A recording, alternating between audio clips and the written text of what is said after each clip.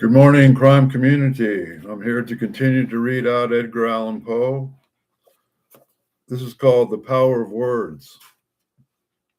Oinos, pardon agathos, the weakness of the spirit, new fledged with immortality. Agathos, you have spoken nothing, my Oinos, for which pardon is to be demanded. Not even here is knowledge a thing of intuition. For wisdom, ask of the angels freely, it may be given. Oinos, but in this existence I dream that I should be at once cognizant of all things, and thus at once be happy in being cognizant at all. Agathos, not in knowledge is happiness, but in the acquisition of knowledge. In forever knowing, we are forever blessed, and to know all were the curse of a fiend. Oinos, but does not the Most High know all? Agathos, that since he is the most happy, must be still the one thing unknown even to him.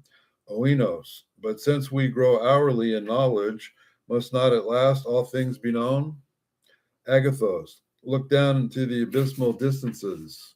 Attempt to force the gaze down into the multitudinous of the vistas of the stars, as we sweep slowly through them, thus and thus and thus. Even the spiritual vision is not at all points arrested by the continuous golden walls of the universe. The walls of the myriads of the shining bodies that were mere number has appeared to blend into unity. Oinos, I clearly perceive that the infinity of matter is no dream. Agathos, there are no dreams in Aden, but it is here whispered that of this infinity of matter, the sole purpose is to afford infinite springs at which the soul may allay the thirst to know, which is forever unquenchable within it, since to quench it would be to extinguish the soul's self.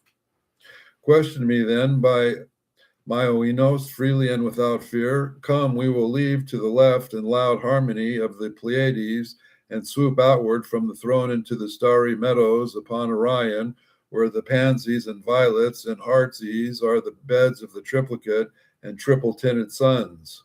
Oinos, and now, Agathos, as we proceed, instruct me, speak to me in the earth's familiar tones. I understand not what you hinted to me just now of the modes, of the methods of what during mortality we are accustomed to call creation. Do you mean to say that the creator is not God? Agathos, I mean to say that the deity does not create. Oinos, explain.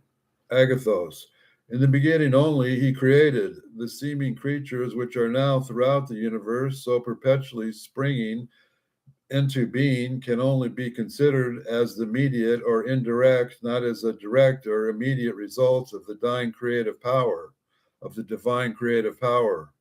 Oinos, among men by my Agathos, this idea would be considered heretical in the extreme. Agathos, among angels, my Oinos, it seems to be simply true. Oinos, I can comprehend you thus far that certain operations of what we term nature, or the natural laws which will under certain conditions give rise to that which are all appearance of creation, shortly before the final overthrow of the earth, there were, I will remember, many very successful experiments, and some philosophers were weak enough to denominate the creation of animalculæ. Agathos, the cases of which you speak were, in fact, instances of the secondary creation and of the only species of creation which has ever been, since the first word spoke into existence the first law. Oinos, are not the starry worlds that are from the abyss of non-entity burst hourly forth into the heavens, and not these stars, Agathos, the immediate handiwork of the king? Agathos, let me endeavor, my Oinos, to lead you step by step to the conception I intend. You are well aware that, as no thought can perish, so no act is without infinite result. We moved our hands, for example, when we were dwellers on the earth, and in so doing, we gave vibration to the atmosphere which engirdled it. This vibration was indefinitely extended till it gave impulse to every particle on the earth's air, which went forward and forever was actuated by one movement of the hand. This fact the mathematicians of our globe well knew. They made the special effects, indeed, wrought in the fluid by special impulses the subject of exact calculation, so that it became easy to determine in what precise period an impulse or given extent would engirdle the orb and impress forever every atom of the atmosphere circambient. Retrograding, they found no difficulty from a given effect under given conditions in determining the value of the original impulse. Now, the mathematicians who saw the results of any given impulse were absolutely endless, and who saw that a portion of these results were accurately traceable through the agency of algebraic analysis, who saw too the facility of the retrogradation, these men saw at the same time that this species of analysis itself had within itself a capacity of indefinite progress, and there were no bounds conceivable to its advancement and acceptability except within the intellect, him who advanced and applied it. But at this point, our mathematicians paused. Oinos.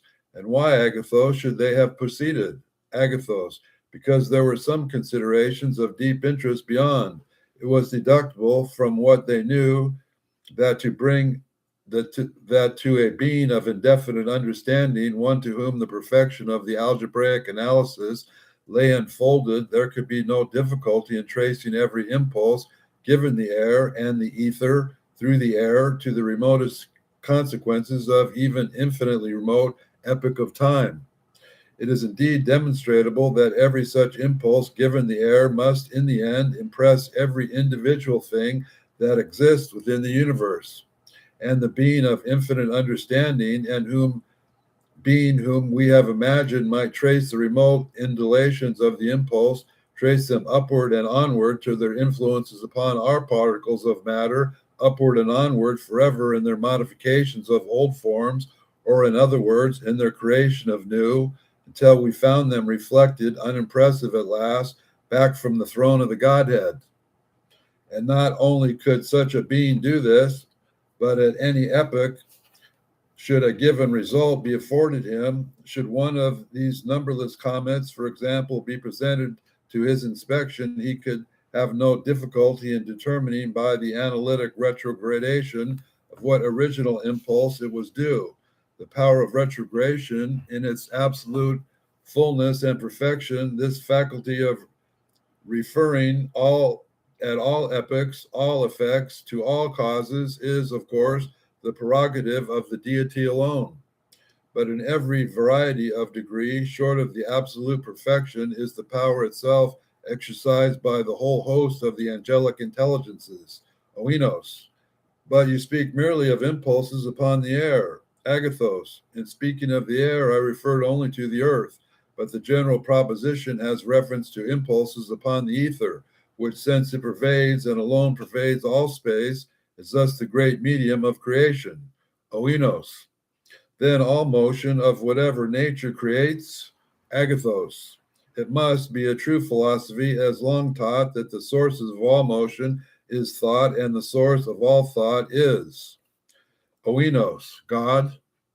Agathos. I have spoken to you, Oinos, as a child of the fair earth, which lately perished, or impulses upon the atmosphere of the earth. Oinos, you did. Agathos. And while I thus spoke, did there not cross your mind some thought of the physical power of words? Is it every word an impulse on the air? Oinos.